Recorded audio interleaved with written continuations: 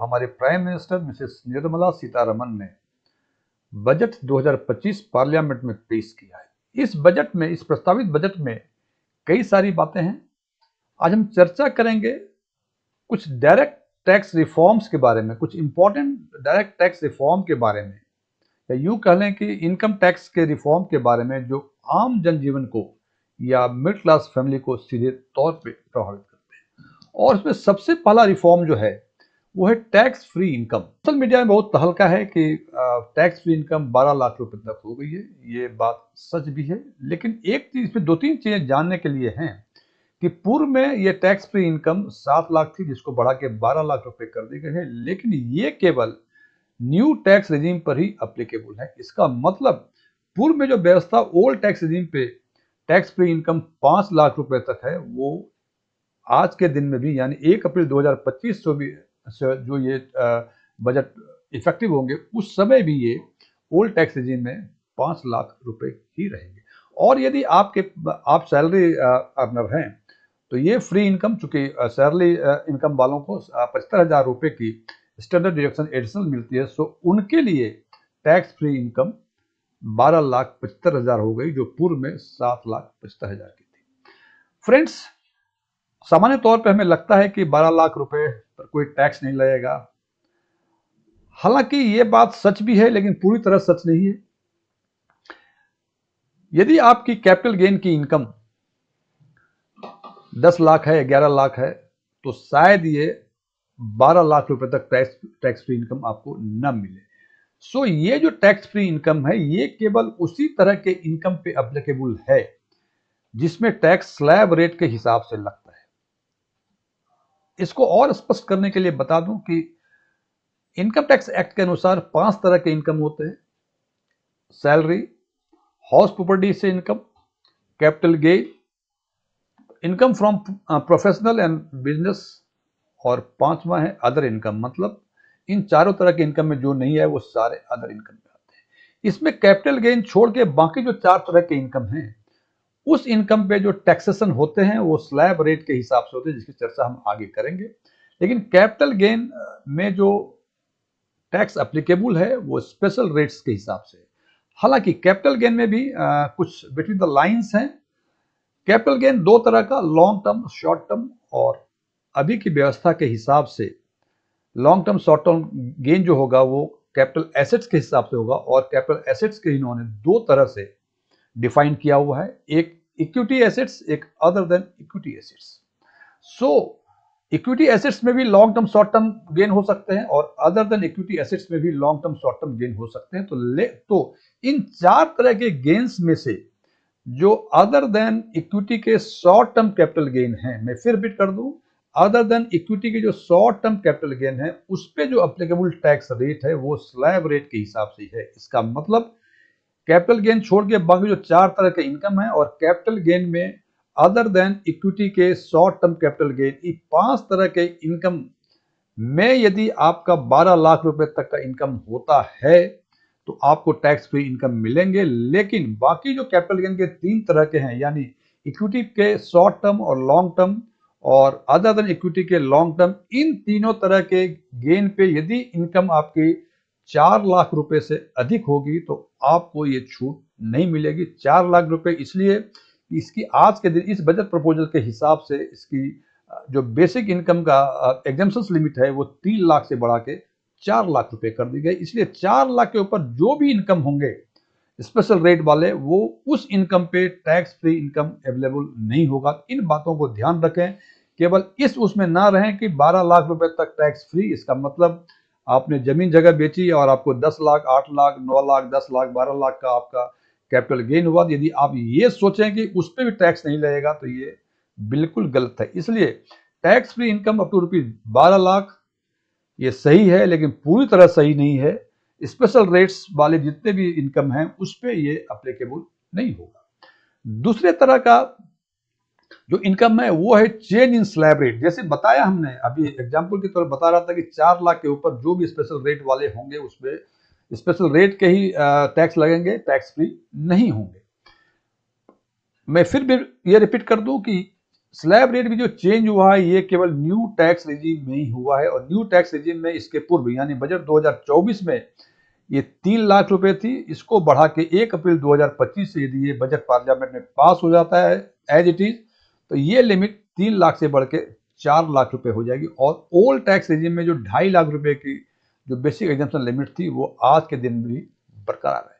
अब slab rate जब change हुआ तो डिफरेंट स्लैब में डिफरेंट टैक्स की बातें होती हैं, जिसकी चर्चा हम कुछ देर के बाद करते हैं। तीसरा जो टैक्स रिफॉर्म है जो कि आम जनजीवन को प्रभावित करता है वो है अपडेटेड रिटर्न।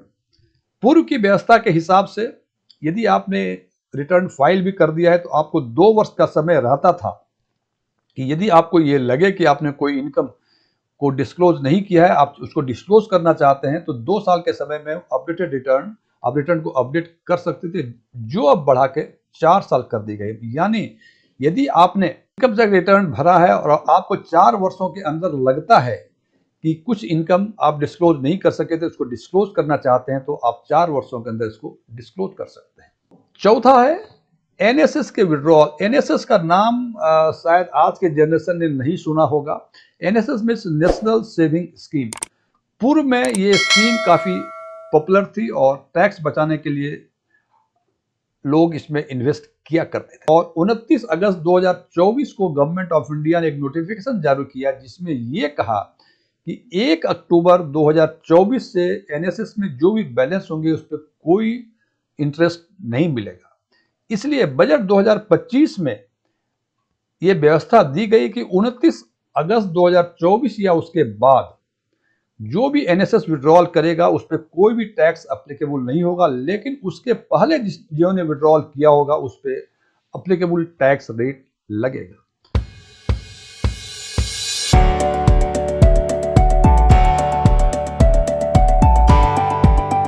पांचवा रिफॉर्म्स है थ्रेशोल्ड लिमिट में चेंज। ये थ्रेशोल्ड लिमिट टीडीएस काटने के मामले में चेंज हुआ है। जैसे आप जानते हैं कि जो भी आप पेमेंट किया जाता है और वो यदि वो पेमेंट थ्रेशोल्ड लिमिट से अधिक होती है तो पे करने के पहले उस पर अप्लीकेबल टीडीएस काट लिया जाता है। उदाहरण के तौर पे यदि आपकी बैंक में फिक्स डिपॉजिट है, कोई डिपॉजिट्स है, तो उसमें जो इंटरेस्ट मिलता है वो इंटरेस्ट यदि थ्रेशोल्ड लिमिट से जो पूर्व में ये सीनियर सिटीजन के लिए 50,000 रुपए थी, अब इसको बढ़ा के 1 लाख रुपए कर दी गई। इसका मतलब 1 अप्रैल 2025 से यदि किसी सीनियर सिटीजन का इंटरेस्ट अदर देन सिक्योरिटी, सामान्य तौर पे मान के चलें कि बैंक के फिक्स डिपॉजिट या कोई और तरह के डिपॉजिट्स में यदि आपकी ब्याज की रकम 1 वर्ष में 1 लाख से अधिक होगी तभी आपका, और 1 लाख से जितनी अधिक होगी तभी उस पर अप्लीकेबल टीडीएस आज के दिन में 10% है वो काटी जाएगी। पहले ये व्यवस्था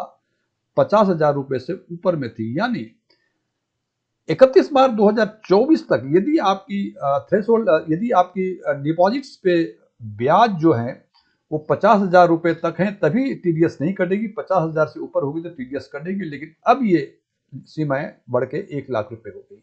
और उसी हिसाब से अदर देन सीनियर सिटीजन जो पूर्व में व्यवस्था 40,000 की थी, 40,000 की थ्रेशोल्ड लिमिट थी, उसको बढ़ा के 50,000 कर दी गई। यानी यदि आपकी उम्र 60 साल से कम है और आपके जो डिपॉजिट्स हैं या कुछ अन डिपॉजिट्स बैंक में या किसी और फाइनेंशियल इंस्टीट्यूशंस में उसमें ब्याज की रकम यदि 50,000 से अधिक होती है तो 1 अप्रैल 2025 के बाद 50,000 से ऊपर जो भी रकम होगी उस पर अप्लीकेबल टीडीएस कटेगी। एक तीसरा थ्रेशोल्ड लिमिट चेंज हुआ है वो है रेंटल इनकम पे। पूर्व में यह व्यवस्था थी कि यदि आपकी एनुअल रेंटल इनकम 2,40,000 रुपए से अधिक होती है तो आपकी टीडीएस कटेगी। यदि 2,40,000 तक यदि आपकी एनुअल रेंटल इनकम है तो कोई टीडीएस नहीं कटेगा। लेकिन अब वो सीमा 2.5 लाख से बढ़ा के 6 लाख रुपए कर दी गई। 2,40,000 से बढ़ा के 6 लाख कर दी गई। इसका मतलब करीब करीब यदि आपका रेंटल इनकम 50,000 रुपए तक हर महीने का है तो कोई टीडीएस नहीं कटेगी। 50,000 से अधिक यदि प्रति माह की औसत रेंटल इनकम होगी तो आपको टीडीएस आपकी कटेगी। उसके बाद ही आपको किराएदार आपको पेमेंट देगा। दूसरी है कि fees on professional and technical services. यदि आप प्रोफेशनल्स हैं या कुछ टेक्निकल सर्विस प्रोवाइड करते हैं तो अभी तक की व्यवस्था यानी 31 मार्च 2024 तक की व्यवस्था के अनुसार यदि आपको पेमेंट 30,000 से अधिक होती है तो उस पर टीडीएस लगा करता था, लेकिन अब 1 अप्रैल 2025 से वो सीमा 30,000 से बढ़ा के 50,000 रुपये कर दी गई है। एक और थ्रेशोल्ड लिमिट है डिविडेंड इनकम की। यदि आपको म्यूचुअल फंड या शेयर्स में कोई डिविडेंड मिलता है 31 मार्च 2024 तक, यानी आज की व्यवस्था के अनुसार थ्रेशोल्ड लिमिट 5,000 रुपये थी, यानी 5,000 से यदि अधिक होता है तो वो टीडीएस काटेगा, लेकिन अब वो सीमा 5,000 से बढ़ा के 10,000 रुपये कर दी गई है।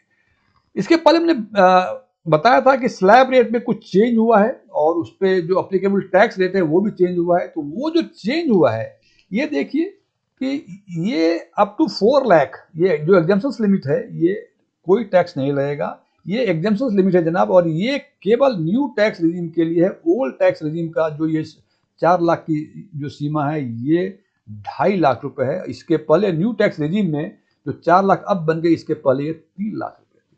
अब 1 अप्रैल 2025 के व्यवस्था के अनुसार से यदि budget 2025 at it is pass हो जाता है तो 4 लाख रुपए एग्जम्पशन लिमिट है, तब तक कोई टैक्स नहीं लगेगा। यदि 4 से 8 लाख आपका इस सीमा में कोई इनकम है तो आपको 5% लगेगा, 8 से 12 में 10% लगेगा, 12 से 16 में 15% लगेगा, 16 से 20 में 20% लगेगा, 20 से 24 में ये 25% लगेगा, और 24 लाख से ऊपर यदि आपकी इनकम है तो आपको 30% का टैक्स देना पड़ेगा। ये सारे टैक्स शेष के पहले के हैं, यानी जो भी टैक्स बनता है उस पर जो भी अप्लीकेबल शेष होगा वो एडिशनल आपको पे करना पड़ेगा। ये सारे जो 5 तरह के जो टैक्स रिफॉर्म है, इसका बेसिक पर्पस था कि आम आदमी को आसानी हो, ईज ऑफ डूइंग हो, और टैक्स स्ट्रक्चर में कुछ बेहतर रिफॉर्म हो सके जो कि पॉजिटिव वे में मिडिल क्लास फैमिली यानी आम जनजीवन को ये प्रभावित करे। Thank you.